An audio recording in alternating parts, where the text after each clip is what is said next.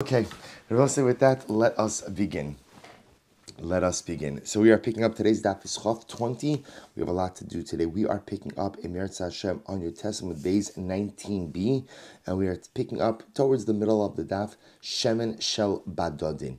It is 2, 4, 6, 8, 10, 12, 14, 16, 18, 19 lines are from the bottom. So we'll say totally switching gears here now just for a moment and delving a little bit into the concept of muktzah. So again, just for a few moments, it's not the sugya yet, but at least to whet our appetite a little bit. So the Gemara says as follows: Shemen shel badodin u'machatzala shel badodin. So if you have shemen shel badodin is the oil, that gets left over in the corners of the press. Now the truth is, as Rashi points out, the only reason why the Gemara is getting into this is because we just spoke about before, the halachos or the different aspects of the different stages of pressing olives. So what's the status of oil that gets left over in the press? Or machatzalos shel badodin. So machatzalos shel badodin are the mats that are used in the press. So remember again, those are the mats that are used to go ahead and cover up the olives. So we'll say the Gemara says Rav Aser. Rav says ultimately again, when we say Aser over here, Rav is actually talking about muktzah. So Rav says both the oil left inside the vats as well as the mats themselves ultimately are considered to be muktzah.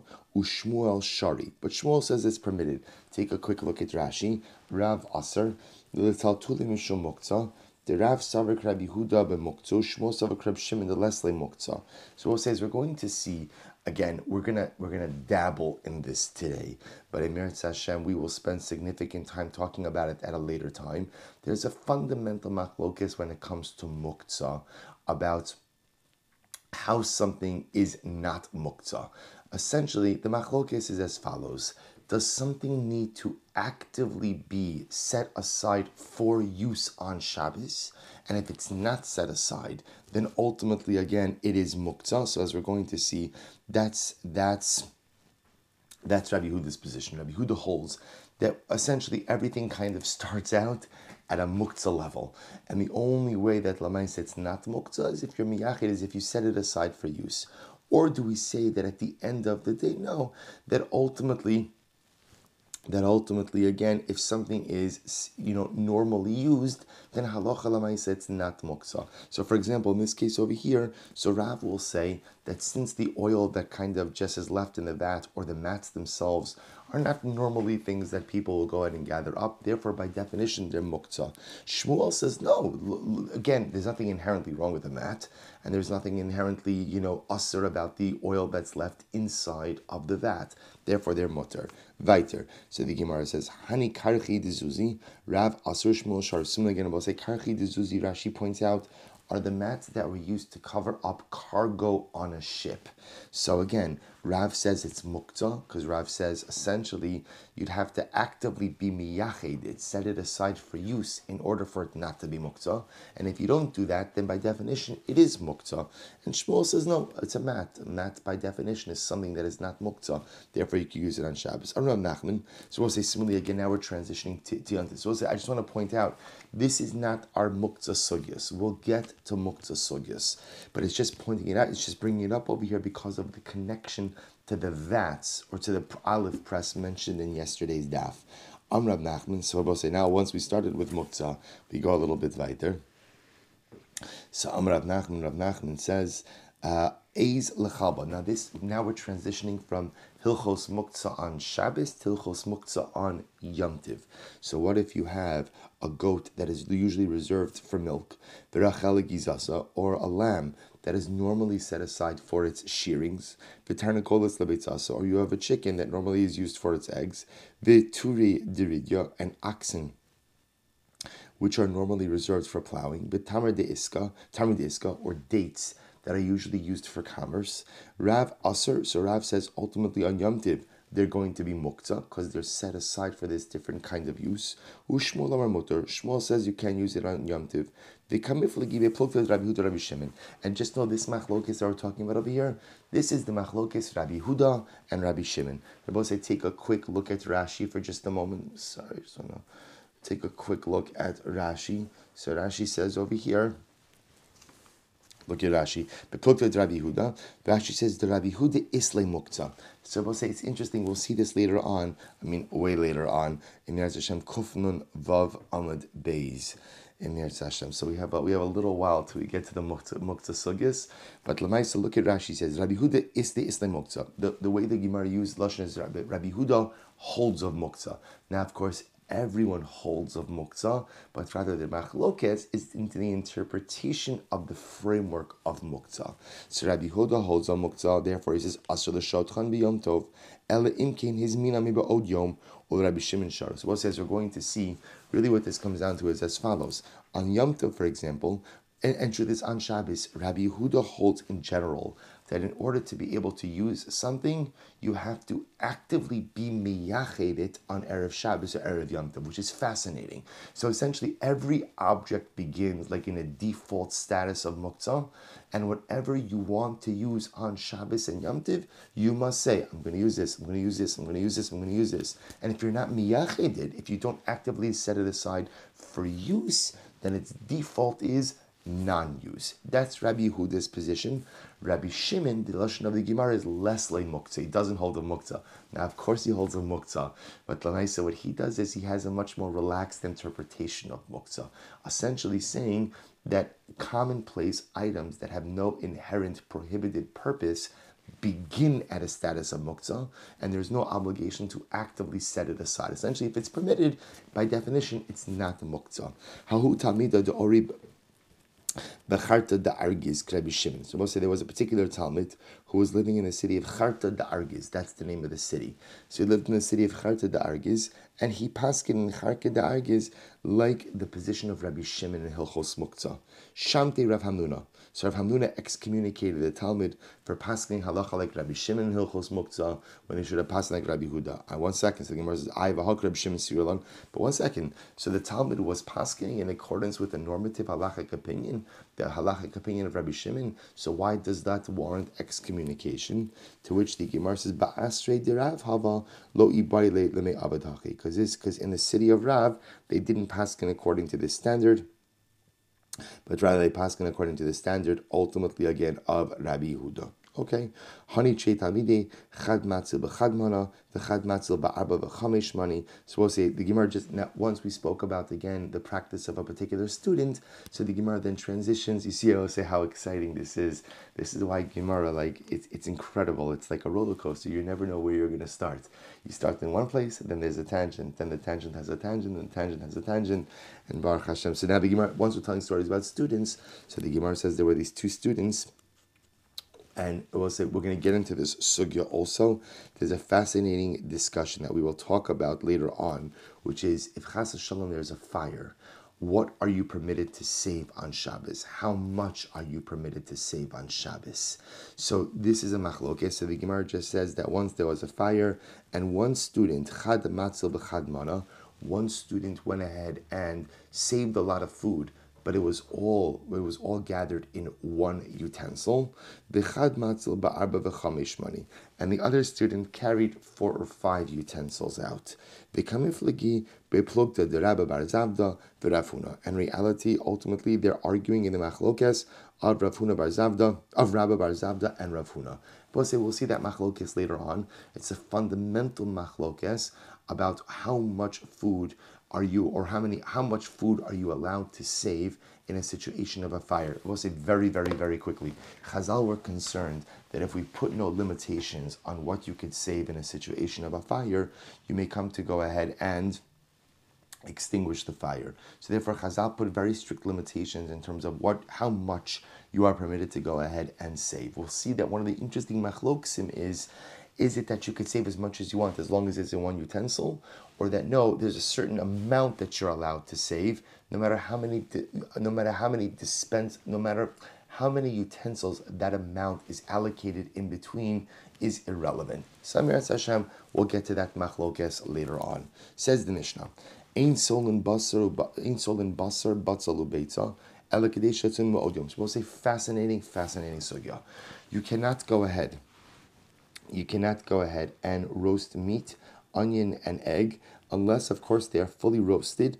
Well, unless they're roasted before the day. Now, we'll say, so remember again, now we're getting into a little bit of Hilchos Bishul. And what the Gemara is saying is as follows.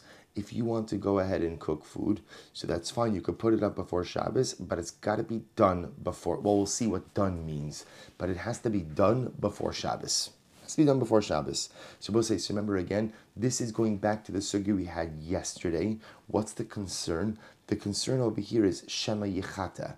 The concern over here is, remember, it's not a concern that cooking will take place on Shabbos. Why is that not the concern? Why is that not the concern? Good, because at the end of the day, we paskin like Beis Hillel, right? And Beis Hillel holds that we don't hold of Shvisas Kelim on Shabbos. So therefore, there's no problem for my food to cook onto Shabbos, for my oven to cook on Shabbos. The concern over here is that if food is cooking on Shabbos, I may come to adjust the heat source. Chazal obviate that concern by saying that essentially your food has to be cooked before Shabbos. So we'll see to what degree. Similarly,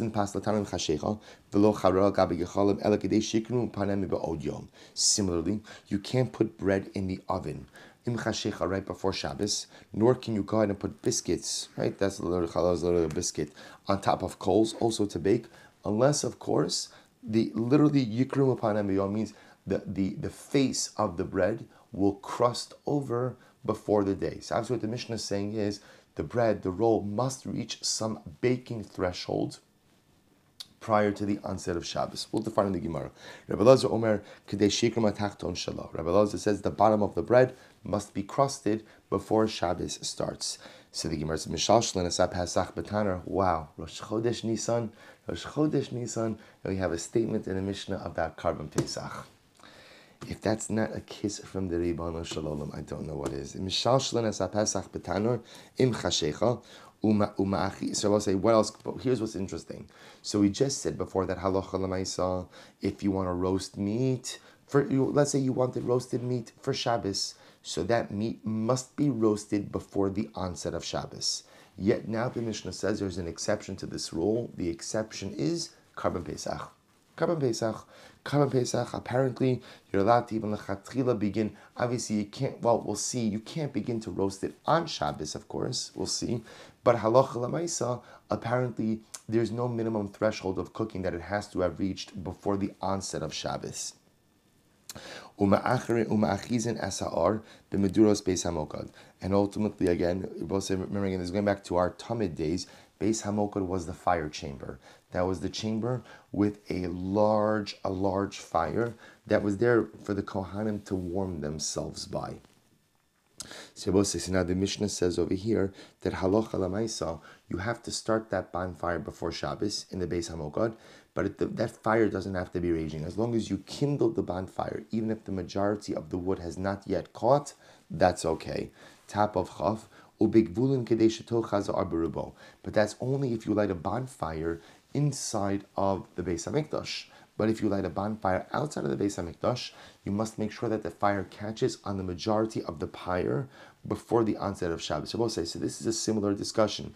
Just like if you're cooking food, your food must be cooked before Shabbos, because otherwise we're concerned that you're going to come to adjust the heat source. You might come to adjust the heat source, and that's going to be a problem of havara, kindling, and bishul, cooking. So too, if you're lighting a bonfire, you want a bonfire for Shabbos. So the Mishnah says over here, no problem. But the majority of the pyre must be kindled before the onset of Shabbos. Because what's the concern? If the majority of the bonfire is not kindled, then halacha l'maisa, you may come to adjust that bonfire on Shabbos, which is a problem ultimately of havara, of kindling. The exception to that rule seems to be the Beis Hamikdash, that if you're going ahead and in the Beis Hamikdash kindling that pyre, that bonfire in the Beis Hamokad, that all you need to do is start that fire before Shabbos, even if it's not fully kindled at the time that Shabbos arrives. Good. Rabbi Yehuda Omer pepecham and kolshu. Rabbi Yehuda says that if you're lighting a fire with coals, If you're lighting a bonfire with coals, then you don't need the fire to really catch on the majority of the pile of coals, but rather as soon as it starts a little bit, that's okay. Apparently, again, coals, Rabbi Huda felt, are pretty consistent. Coals, once they start, they're not going to extinguish, and therefore there's no concern that you may come to adjust the heat source. Very exciting Mishnah. So Bosai, here we go, V'kama. So now the Mishnah told me that what? That halacha l'maisa, if I need to make sure that my food is fully cooked, essentially, you're not allowed to go ahead and roast meat, onions, and eggs, unless, of course, they are roasted before the onset of Shabbos. So the Gemara says, V'kama. So what does that mean? When you say roasted, what does that mean? Does that mean fully roasted, partially roasted, fully cooked? And Abba, you understand, of course, that the items mentioned in the Mishnah are just examples.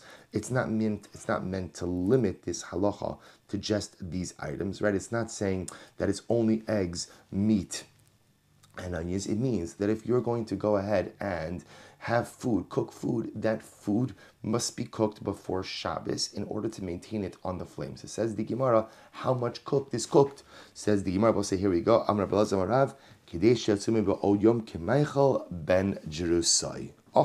the Gemara says that in order to maintain the food on the flame going into Shabbos, what has to happen? The food must be cooked like the food of Ben Jerusai. Who was Ben Jerusai? He was not a chef. He was not a culinary expert, right? Rashi says over here, listim haya. He was a robber. He was a robber. So apparently, I guess there are many benefits to the lifestyle of a robber, I guess. But one of the detriments is you don't really have a lot of time to eat your meals. You're like a shtickle on the run. So Ben Jerusai used to eat his food 1/3 cooked. 1/3 cooked. So again, we're not getting into it. This is an interesting discussion. Is it 1/3 cooked of the cooking of the item? Is it 1/3 of the cooking time? Let's just, for our purposes today, it's 1/3 cooked. So the Gemara takes this to mean, now the fact that Ben Jerusai would eat his food 1/3 cooked indicates to us what? That once food reaches that threshold, it has become edible and therefore is quote unquote considered cooked. So it's fascinating. It's fascinating to see that the halacha adopts the threshold of Ben Jerusai. But say, isn't this incredible? This is Hilchos Shabbos. So Hilchos Shabbos says, when is something considered to be cooked? When it reaches the threshold that Ben Jerusai, the robber would have eaten it. Rabbi, do you understand what this is? Do you understand the Musar? This is one of the greatest illustrations. Avezu chacham halomed mikol adam. I will say every person has something to teach, right? And from every person we have something to learn.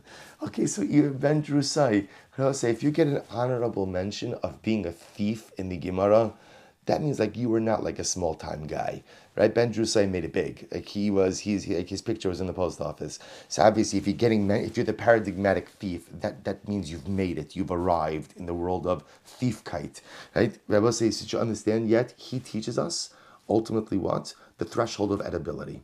There's something to learn from every single person, even the greatest thief. So halacha l'maaseh, the Gemara says that in order to go ahead and maintain food on a fire going into Shabbos, food must be cooked k'maichel Ben Jerusai. Food must not the sugis of bishul. We're going to get into the sugis of bishul in a little bit. But Lamaisa, I just want to point out something amazing, which is, so now even today, so you want to keep food on your blech. The truth is, it's a little bit different for us with the blech, as we'll discuss. But again, just understand that metric, that food should be 1/3 cooked at the onset of Shabbos. That's this Gemara. It's Maranami, Amr Avasi, Amr Yochanan, Koshu K'maichal Ben Jerusai, Imam Bishon Bishulei Nachim. But see, interestingly enough, this isn't just a din by Shabbos. This is also a din by Bishul Akum. So remember again, Bishul Akum, you're not allowed to eat food that's cooked by non-Jews. So there's an interesting halacha. Once food is 1/3 cooked, it is considered to be cooked. So therefore, let's say I cook food up to 1/3, and then a Gentile, a Nachri, comes along and cooks the rest. That's not called Bishul Akum. That's no longer called food cooked by a non-Jew, because Lamaisa, I, the Jew, brought it to the threshold of edibility. So Michael Ben Jerusai, therefore the Mishnah teaches us, Bishul Akum, we learn that halacha Lamaisa, in order to maintain food on the fire going into Shabbos, halacha Lamaisa, the food must be at least 1/3 cooked. Just understand the logic. Once it's 1/3 cooked, we're no longer concerned that you may come to stoke the coals. Why to manipulate the heat source? Why not? Because you only stoke the coals when you want to hasten cooking because the food's not cooked. But once it's reached Michael ben Drusai, we consider it to be edible. It's crossed the threshold of edibility, and once it's edible, we're not concerned that you're going to hasten the cooking process. Incredible. Tanya Chananya Omer Kol Shumei Michael ben Drusai Mutar lahashalso al gabe kira va'afa pi she'in grufa ukituma. Similarly, again, Chananya said, any food that is cooked to the level of Michael ben Drusai, you are permitted to go ahead and leave it on top of the stove, even if the stove is not garuf or katum. So we'll say, again, we're going to see all of these halachos a little bit later on as well, but let me just tell you them quickly. So the whole issue with maintaining food on an open flame on Shabbos is shema yechata, lest you come to adjust the heat source. So the Gemara says there are certain things you can do to go ahead and essentially take away that concern. What can you do? Garuf, you could remove the coals. So for example, if I'm cooking in an oven and I remove the coals, obviously if I remove the coals, then what? I can't manipulate the heat source. Okay, that would allow me then to maintain food in my oven going into Shabbos. The other possibility is katum. You put a layer of ash over the coals. What that does is it limits the ability of the coals to go ahead and really cook. So what I'm essentially doing is A, limiting the ability, and B, making a simon there, a sign that I'm not going to come to go ahead and manipulate them. This concept is where the modern day blech comes from, right? A blech means I put something over my flame, and ultimately I'm covering my flame. I'm changing the fundamental way in which I cook. So the Gemara says over here like this. So going ahead and removing the coals, or putting a blanket of dirt over them, of dust, of dirt over them, that allows me to maintain any type of food going into Shabbos, whether it's fully cooked, not fully cooked, Michael ben Drusai, not Michael ben Drusai, that's fine, because once I've done something with the heat source, there's no concern that I'll adjust it. However, the Gemara says, once food has reached the level of Michael ben Drusai, 1/3 cooked, one doesn't even have to do anything with the heat source. One could leave the oven as is. Because again, once the food has crossed the threshold of edibility, halacha l'maisa, we're not concerned that you will adjust the heat source because already the food is edible. Again, we're going to see this in a bit more depth, but this is like Hilchos Bishul 101. So the Gemara goes weiter. Ein nosten es apas. Similarly, again, you can't put bread. You can't go ahead and put bread in the oven. So we'll say, unless of course the bottom crusted over. That's what the Mishnah said. So the Gemara says, Ibailu tachton heich de gabe tanur, odil tachton heich de gabe ha'ar. We'll say, which bottom of the bread are we talking about? So remember, just so you appreciate how they're baking bread, we've said this before. They're taking dough, and they're sticking it against the side of the oven. So when we say that the bottom gets crusted, which bottom are we referring to? Are we referring to the bottom that's the part of the dough that's attached to the wall of the oven? Or is it the bottom, lagabi, the fire, right? The fire is on the bottom, and ultimately it's what we would call the top of the loaf is facing down towards the fire. So is it the bottom of the bread, which is the top facing down to the fire? Or is it the bottom of the bread, which we would call the bottom of the loaf that is attached to the wall? Tashma, the Gemara says, Rabbi Lazar Omer Kedei Sheyikrimu Panel Hamidubakin Betana. Therefore, Rabbi Lazar comes along and says that again, at what point in time is bread considered to be baked? That you could maintain it in the oven going into Shabbos when the bottom of the loaf is crusted over, and ultimately that's considered to be baked. So we see that it's the bottom that is attached to the wall of the oven. Good. Mishal Shlen Sapasach. So we'll say, amazingly enough, after the Mishnah goes ahead and says that in order to maintain your meat in your oven going into Shabbos, what has to happen? You have to go ahead and halacha l'maisa, have it cooked ki Michael ben Drusai. Then in the next breath, the Mishnah says, but carbon Pesach, you could roast in Shabbos. Or so we'll say, so just so you play this out, this would be a case where Erev Pesach was Shabbos, you went ahead and you shechted your carbon Pesach on Shabbos. So normally I would think that, so the Mishnah is therefore telling me that Allah Chalamaisi, you could begin to roast the Pesach, mamish, like right at the onset of Shabbos. Obviously you have to start before Shabbos. You can't roast the Pesach on Shabbos, but apparently carbon Pesach does not have to be 1/3 cooked at the onset of Shabbos. So why is that? My taima, mishum debnei chabura's reason hein. So we'll say that is because Karban Pesach is eaten in a chabura. We'll say in general, when do we assume that people make mistakes? People make mistakes when they're alone. It's an incredible musr in general. Right? This is why it's so important to be part of a chabura, even if it's an online chabura. Right? This is why it's so important to have chaverim, even if you're only seeing them through Zoom. Right? Because lemaisa, when you are part of a chabura, we work together. We're mezaris each other. We encourage each other. We're mechazik each other. When you're alone is when you make mistakes. Incredible musar. But so again, Karban Pesach is always consumed in a group. So because it's consumed in a group, therefore halacha lemaisa, if one person is going to adjust the flame, what's going to happen? The other guy's going to say, don't do that. He's going to remind him. I mean, he may yell at him, whatever. People have different ways of going ahead and reminding each other of different things. Well, it would be problematic. V'hamar mar, but we learned in yesterday's daf, Gadya, bein sarik, bein lo sarik, shapidan. Remember we learned yesterday, or 2 days ago, that halacha lemaisa, in general, when cooking the meat of a lamb, we're not concerned that someone's going to open up the oven and adjust the heat source. Why? Because the draft is bad for lamb meat, apparently. So isn't that enough of a reason why a person is not going to adjust the heat source? To which the Gemara says, no. Hasam minsach hachalo minsach. When is a draft bad for lamb meat? That's only if the lamb is cut up into pieces. But remember, Karban Pesach is roasted whole. And because it's roasted whole, therefore, halacha lemaisa, the draft has no impact. And therefore, halacha lemaisa, there could be a potential problem. The reason why there's not is because chabura. We'll say that's the musr. Always be part of a good chabura. Always be part of a good group of people, because lemaisa, what happens? Bnei chabura zrizin. The members of a chabura, they're zoriz. They're careful, and if they see one of the bnei chabura going ahead and doing something wrong, they'll remind him that what he's about to do is incorrect. Beautiful. Umachizin asar. So we'll say, remember again, the Mishnah said that in the Beis Hamokad, which was the fire chamber in the Beis Hamikdash, where they had the large bonfire, halacha lemaisa, all you needed to do before Shabbos was what? Ignite the bonfire. Ignite it. It doesn't have to catch the majority of it. You just have to go ahead and ignite it. So says the Gemara, Minhani Mili, from where do we know this? So we'll say, contrast this with a bonfire kindled outside of the Beis Hamikdash.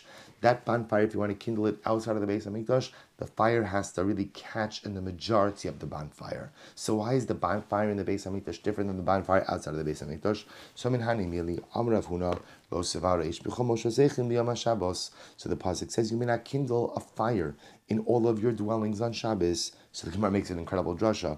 B'chol Moshe Zeichin Iyatamavir Aval Atamavir B'Meduras Beis Hamokad. This is wild. So the Gemara says you can't kindle a fire. Can't kindle a fire inside of your homes, right? Inside of your homes. But in the Beis Hamikdash, you could kindle a fire, which sounds like what? So maskef l'Rav Chisda ihachi afilu b'Shabbos nami. So you're telling me, so if that's the case, then I should be able to light this bonfire in the Beis Hamikdash even on Shabbos, which of course Rabbi say you can't. We know you can't do.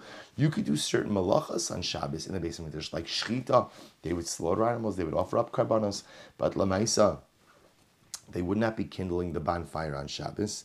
Ela Amrav Chisda kra ki asa l'mishri evar b'darim. So Rav Chisda says no. That pasuk is actually coming to go ahead and permit the burning of fats and limbs. That if on Friday night you had leftover fats and limbs from that day's sacrifice, halacha lemaisa, you would be permitted to burn that on the mizbeach on Friday night, on Shabbos night. So what about the bonfire?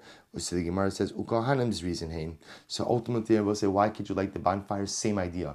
Kohanim are zaris. We assume that Kohanim are especially careful with halacha, and especially inside the confines of the Beis Hamikdash. And therefore, again, remember, the whole concern about the bonfire is that we're nervous that if the fire doesn't catch the majority of the bonfire prior to Shabbos, one may come to adjust the logs or adjust the items and cause an act of kindling on Shabbos. But because Kohanim, first of all, they're not there alone. There's a bunch of Kohanim there. So you have the idea of Bnei Chabura's reason in who, coupled with the fact that in general, Kohanim's reason. Kohanim are generally considered to be of a higher level of Zrizus. We're not concerned that they're going to come to go ahead and kindle a fire on Shabbos. Beautiful. But outside of the Beis Hamikdash, if you want to light a bonfire on Erev Shabbos, so we'll say, I guess where this comes up, by the way, in a serious, so just thinking about this now, is if let's say you want to light a fire in your fireplace on Erev Shabbos, you want a fire in your fireplace for Shabbos Kodesh. So again, what level of kindling is necessary prior to the onset of Shabbos? So remember, the Mishnah said that outside of the Beis Hamikdash, the fire must go ahead and catch on the majority of the bonfire before Shabbos starts, or the majority of the pyre, we'll call it. My Rubans will say, what does that mean that it has to catch the majority? Amarav, rov kol echad ve'echad. It means it must catch on the majority of every log. So every piece of wood you have, the fire must have caught fire on the majority of that piece of wood prior to the onset of Shabbos. So the Gemara says, Shmuel says, Kadesh lo yomru hava eitzim min aniach tachteyen. Shmuel gives a little bit of a more amorphous definition. He says the fire must have caught enough so that no one's going to say, let's bring more wood. In other words, it has to be raging enough that it's clear that that is a sufficient fire, then no one's going to say we have to bring more wood for this fire. So the Gemara says, Tani Rabbi Chia l'siyuah Shmuel. So Rabbi Chia brought a support to Shmuel, and what did he say? Kadesh shetehei shal heves ola me'eleha, v'lo shetehei shal heves ola al yedei acher. That it will say ultimately again the fire must be strong enough that the flame is kind of self-sustaining, and that the flame does not need to be fed ultimately again by anything else. So we'll say such a profound statement. It's not just a din in Shabbos, it's a din in life. What's the goal in life? Shetehei shal heves ola me'eleha. The goal in life ultimately is that the flame of ruchnius, right, our personal flame of spirituality, needs to be a self-sufficient flame. V'lo shetehei shal heves ola al yedei acher. So we say so many times in life when it comes to our ruchnius, we outsource our spiritual success to others, right? I need this person to inspire me. I need this person to do this. I need this person to do that. I need this. I say at the end of the day, there's only one person who is responsible for your ruchnius. Only one person who is responsible for your flame, and that is you. The ultimate goal in life is shetehei shal heves ola me'eleha. That my flame has to be a self-sustaining flame, has to be a self-fed flame, that my personalistic bonfire of holiness has to be something that I create, that I take responsibility for, and not that constantly has to be fed by external sources. An incredible yesod. But back to Hilchos Shabbos. Eitz Yechidi, we'll say, what about halacha l'maaseh? All I have is one piece of wood on my bonfire. So what's the halacha there? Rav Amar Rov Avyav. So Rav says that ultimately, again, the fire must take in the majority of the thickness. Va'amrli b'rov hakefa. Others say the fire has take on the majority of the circumference. Amra Papa Hilchoch Ba'inan Rov Avyav U Ba'inan Rov hakefa. So therefore, Papa says we need both. So therefore, we'll say if you're making a bonfire and you have logs, you want the fire to go ahead and permeate the majority of the thickness and the majority of the circumference. Kitanoi. And in reality, this is a machlokes tanoim. Because what did we learn? The Gemara says, Rabbi Chia Amar Kadeshi Yishchasa Ismu Lachasa Uman. Rabbi Chia says that the fire is an interesting definition. The fire must take in the log enough that the log is no longer usable for a craftsman. That a craftsman would not be able to go ahead and use this for anything. Rabbi Huda says the fire has to take hold of the log from both ends. So the Gemara says, and even though there's no raya, there's a scriptural allusion. If the fire takes hold of the two, if the fire takes hold of the two sides, right, and the fire goes ahead and eats the interior, could the wood be used ultimately for type of malacha? Good. So I see the idea being halacha l'maisa, the fire must take if you're lighting a bonfire outside of the Beis Hamikdash, the fire must take in a way that we don't have a concern that you are going to come to go ahead and manipulate the fire. That's the idea. That's the idea.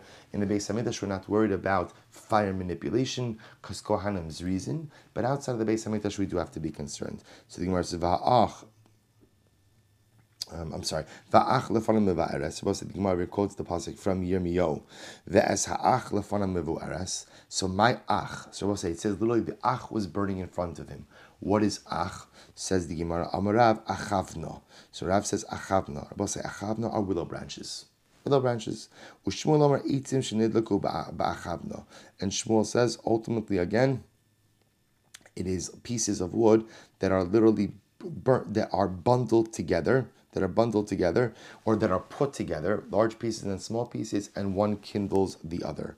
Hahuda amar lahu man baya chavna. One time somebody was selling wares, and he said, "Who wants to buy a chavna?" No one knew what a chavna was. Ishtachach aravta, and it turned out that he was selling aravis.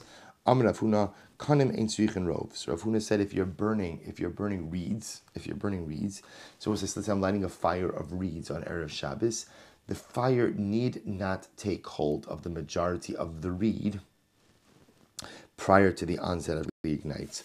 Ogdam is very interesting.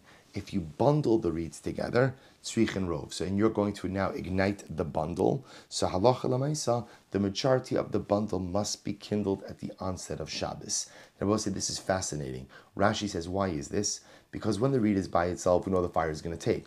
When there's a bundle, the concern is sometimes reeds were bundled very tightly, and the fire would not be able to get into the bundle. So if you're kindling a bundle, the majority of the bundle must be kindled before Shabbos. But halacha lemaisa, if you're bundling a single reed, that need not be bundled, that need not have the rove before Shabbos.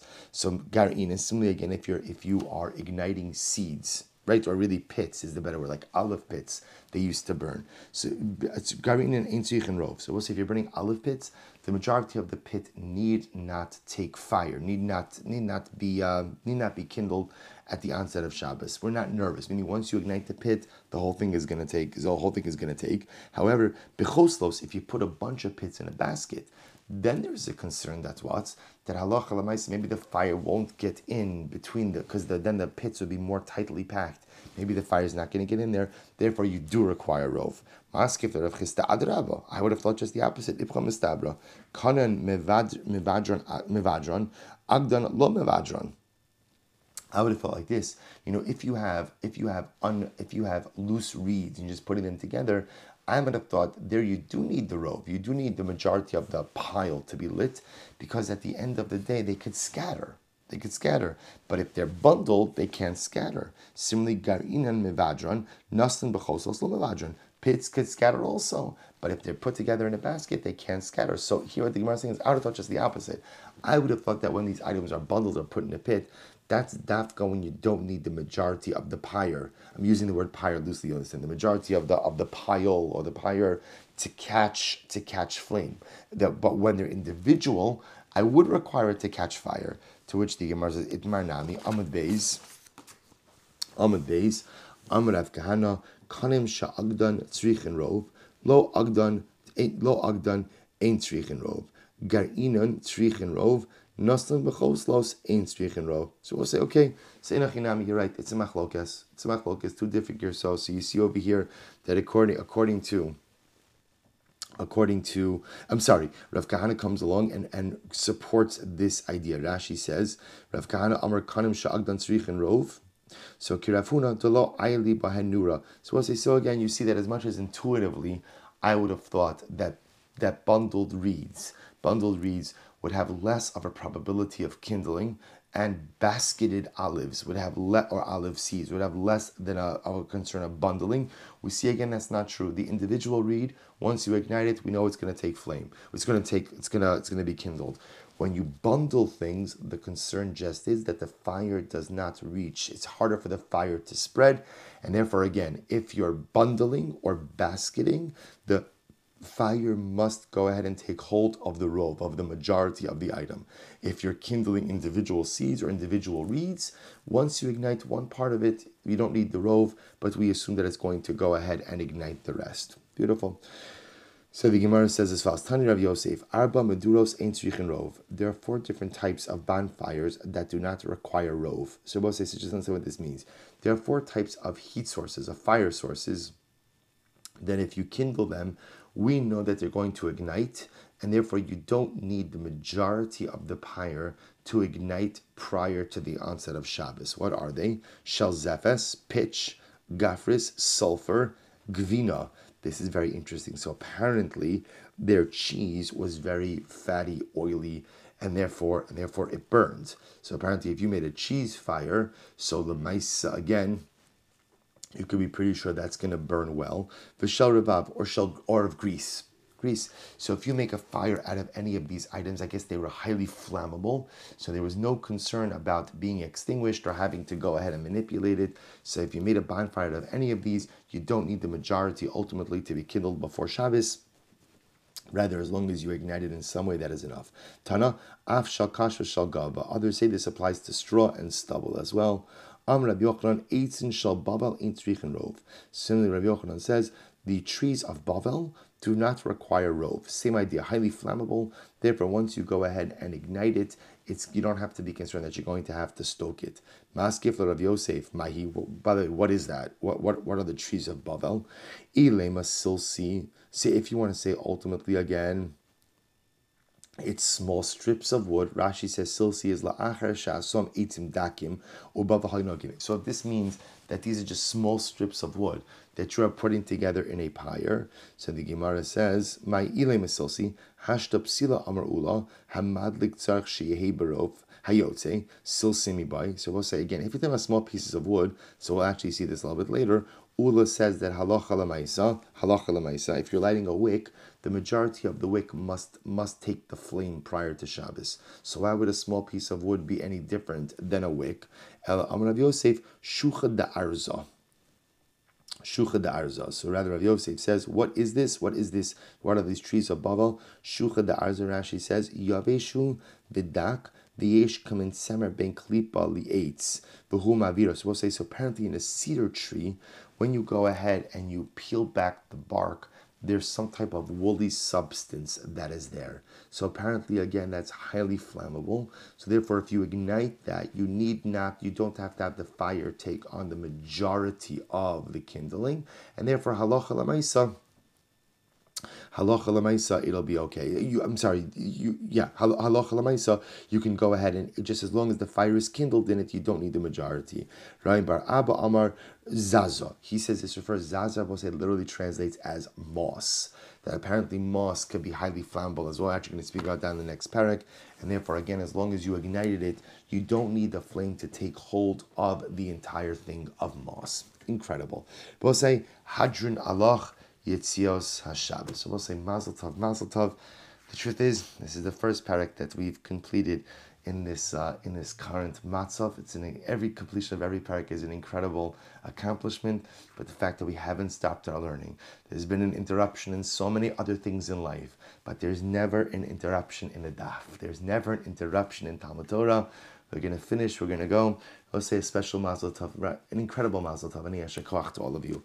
We'll say, okay, with that, enough of the celebration. Let's go weiter.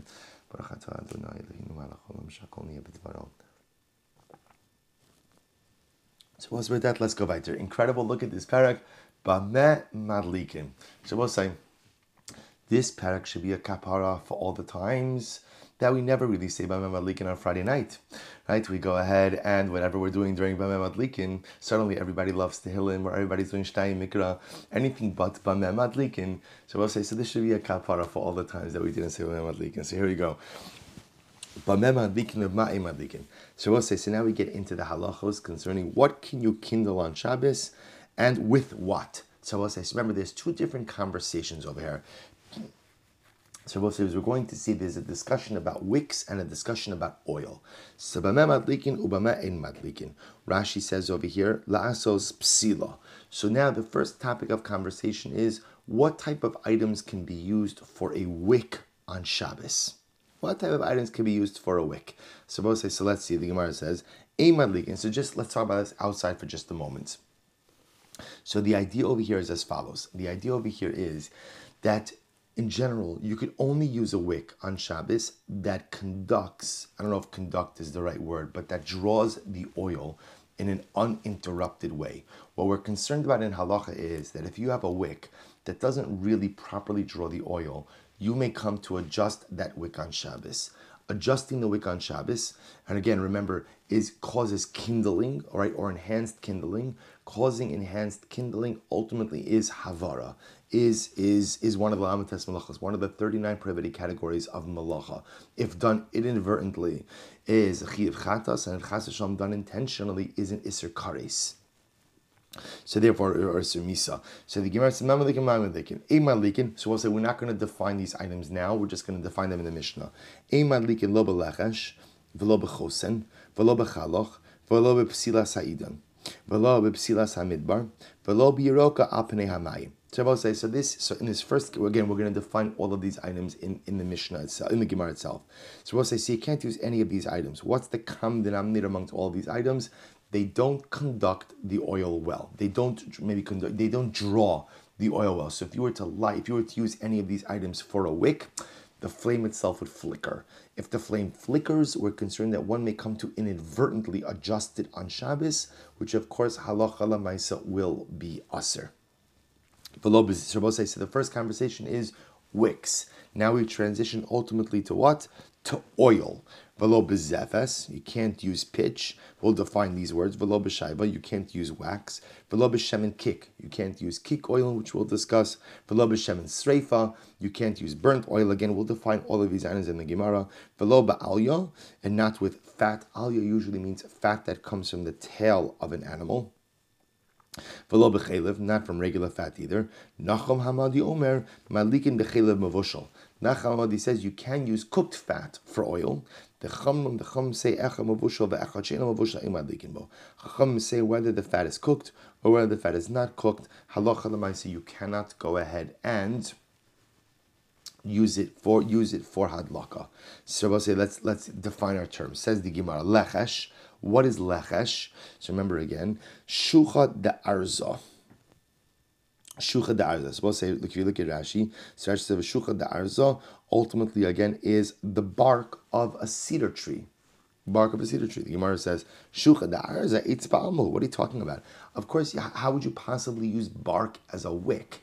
You can't use bark as a wick. To which the Gemara says, no. Be'amrenisa de ispe. So apparently, again, as we mentioned before, when you pull back the bark of a cedar tree, so apparently, again, there's some type of woolly substance that is in that, and halacha l'maisa, that could be used as a wick. So therefore, the Mishnah tells me that halacha l'maisa, I can't use that because apparently it does not conduct the flame well.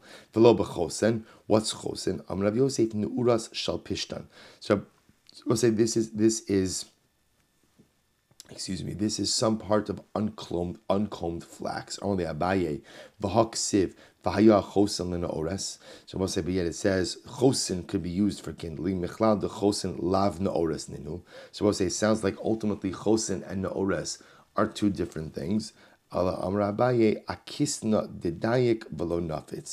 rather, again, it is flax that is beaten, but not combed. So we'll say, again, these are all, the common denominator amongst the items being mentioned in the Mishnah is that halacha l'maisa, they cannot go ahead and conduct the flame well, or draw the oil well. V'lo b'chaloch, Amar Shmuel, Shatinu l'chol mechuse yama, v'amru kul choshmei. So Shmuel said, I asked all of the sailors, and they told me it's not called kalach, but rather it's called kulcha. Okay, Rabbi Yitzchak, we still don't know what it is. Rabbi Yitzchak bar Ziri Amar gushkara. Rabbi Yitzchak bar Ziri said, what is it? It's called gushkara. Now Rashi says gushkara is psoles shalmeshi ha'asi kikovam. So we'll say, interestingly enough, gushkara is like leftover silk. I guess when you create silk, when you make silk, there's some of the leftover material. That leftover material, which is of a compromised quality, that's gushkara, leftover silk. Gushkara, Rabin v'Abaye, Haviyosi kamei de Ravna Nechemia, Achur de Reish Lakish. So Rabin and Abaye were sitting in front of Ravna Nechemia, who was the brother of the Reish Galusa. Chazye, the Havalavish matkasa. They saw that he was wearing matkasa. So matkasa, Rashi says, is lavush ha'osemi osa kalach. So we'll say matkasa is a garment made out of kalach. Kalach is gushkara. So they saw him wearing clothing made out of this type of leftover silk. Leftover from when you fashion silk, the stuff that's left over after you fashion the silk. Amalei Ravin Abai Hanu Kalach. So Ravin got very excited. He said to Abai, "Oh look, he's wearing kalach. This nun, Hanu Kalach. This nun. Well, he's wearing the kalach that we learned about in the Mishnah." Amalei Anon Shira Pardana Karinale. We don't call it kalach, but rather we call it Shira Pardana. That's what we call it. Meisvei Hashirain Vahakalach Vahasrikin Chayavim Betzitzis. But also, you see in the Bryce over here that Shiraim and Kalach and Srikin are mentioned separately. So you see Shiraim means the leftover silk. Kalach, we were saying, also means the leftover silk. So Kalach can't be leftover silk if that's called Shiraim. To which the Gemara says, Tiyufta. Einachinami, you're correct. So that Kalach must mean something else. That's one possibility. The other possibility is Ibay Seima Shira Lochod Vishira Parnada Lochod. The other possibility is Shira is one type of leftover silk, and Shira Paranda is another type of silk. Okay, so as a bottom line for our purposes is Kalach is the leftover residual material after you have gone ahead and made silk. For lobe psila sa'idan, you can't use psila sa'idan as a wick. What is that? So the Gemara says, achvina, that's an arava. Willow. You can't use willow branches as wicks on Shabbos because they don't draw the oil well. Let's just do one more line. I will say, Ravin v'Abai havaka azli bepiska de Tamurisa. So Ravin and Abai were traveling in the valley of Tamarisa. Chazinhu lahano arafta. They saw a certain type of willows that were growing.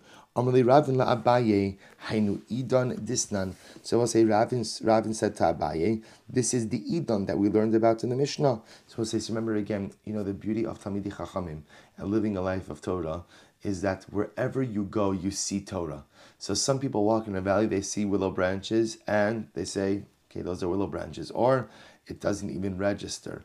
Other people walk in valleys, they see willow branches, and what do they say to themselves? Oh, that's Idan. That's Idan. That's Idan of the Mishnah. That's the willow branches of the Mishnah. Amarle, to which Abai says, Rabbi, no, hahi eitz ba'alma. Right? Ultimately, again, that's not the willow branches of the Mishnah. That's just a regular tree. So what happened? Kalof va'achvile amenisa de beni. So he went ahead and he peeled back. So apparently Ravin took the willow branch. He pulled back the willow branch, the outside of the willow branch, and they saw some type of woolly substance inside of it. So interestingly enough, it's not the willow branch itself that halacha lemaisa is the wick, but rather again it's the woolly substance inside of the branch that ultimately serves as the wick. So we'll stop over here for today. A mazel tov on the new parak. We'll stop here. A good day, wishing everyone a good chodesh. I'll just tell you very quickly in the 30 seconds that we have. The Mishnah in Maseches Rosh Hashanah says that Rosh Chodesh Nisan is Rosh Hashanah l'melachim. Ultimately, again, it's the Rosh Hashanah for kings. That when would you begin to go ahead and count the new year for kings? When would kings count their reigns? Ultimately from Nisan. The Baal Shem Tov says everyone knows that every Jew is a melech. Every Jew is a king. Every Jew is a king. So I will say, so today is Rosh Hashanah l'melachim, is a new beginning for every single one of us, a new beginning for every single melech, for every single king. And I would say that it's a Rosh Chodesh that allows us to be the kings that we are truly capable of becoming, especially in these times. A new start, a new beginning, a new day, a new month, and really a brand new year. May we zoche and Mir Hashem to make the most of this brand new beginning, and Mir Hashem to make the most of it together. A good Chodesh. Shkayach Maishi is going to lead us from beginning to end this morning. And we'll say we're starting a little bit later actually, so that Mir Hashem we will make Vasikin this morning. With that, I'll give it to Maishi.